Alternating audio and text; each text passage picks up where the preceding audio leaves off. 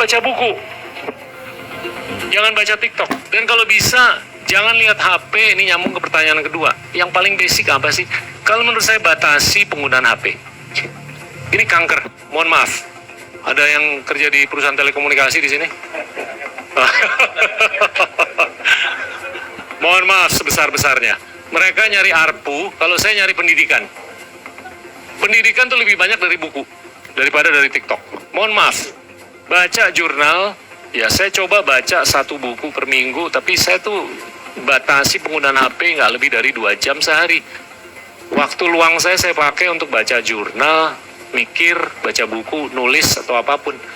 Nah, kalau anak-anak muda kita bisa membudayakan hal seperti itu dengan supervisi dari guru, supervisi dari orang tua, supervisi dari rektor, supervisi dari kepala di tempat ibadah, kepala di institusi sosial, jadi itu barang.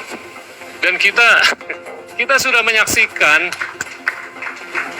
bahwasanya penggunaan HP yang terlalu banyak itu berkorelasi dengan depresi, berkorelasi dengan anxiety, berkorelasi dengan suicide. Medsos itu memaksa kita untuk berkomunikasi satu sama lain, tapi kita tidak berkomunikasi dengan pendahulu kita atau predecessor kita. Pendahulu kita tuh jumlahnya 125 miliar. Yang udah meninggal secara kumulatif itu 125 miliar. Yang hidup cuma 8 miliar. Kalau saya disuruh milih, saya mendingan mau berkomunikasi dengan 125 miliar. Itu namanya sejarah. Dan kita bisa belajar dari sejarah. Baca buku. Jangan baca TikTok. Dan kalau bisa, jangan lihat HP. Ini nyambung ke pertanyaan kedua. Yang paling basic apa sih? Kalau menurut saya batasi penggunaan HP. Ini kanker. Mohon maaf. Ada yang kerja di perusahaan telekomunikasi di sini? Mohon maaf sebesar-besarnya. Mereka nyari ARPU, kalau saya nyari pendidikan.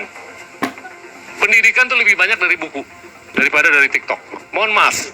Baca jurnal, ya saya coba baca 1 buku per minggu, tapi saya tuh batasi penggunaan HP nggak lebih dari 2 jam sehari. Waktu luang saya pakai untuk baca jurnal, mikir, baca buku, nulis, atau apapun. Nah, kalau anak-anak muda kita bisa membudayakan hal seperti itu dengan supervisi dari guru, supervisi dari orang tua, supervisi dari rektor, supervisi dari kepala di tempat ibadah, kepala di institusi sosial, jadi itu barang. Dan kita sudah menyaksikan bahwasanya penggunaan HP yang terlalu banyak itu berkorelasi dengan depresi, berkorelasi dengan anxiety, berkorelasi dengan suicide. Medsos itu memaksa kita untuk berkomunikasi satu sama lain, tapi kita tidak berkomunikasi dengan pendahulu kita atau predecessor kita. Pendahulu kita tuh jumlahnya 125 miliar. Yang udah meninggal secara kumulatif itu 125 miliar. Yang hidup cuma 8 miliar. Kalau saya disuruh milih, saya mendingan mau berkomunikasi dengan 125 miliar. Itu namanya sejarah. Dan kita bisa belajar dari sejarah. Baca buku.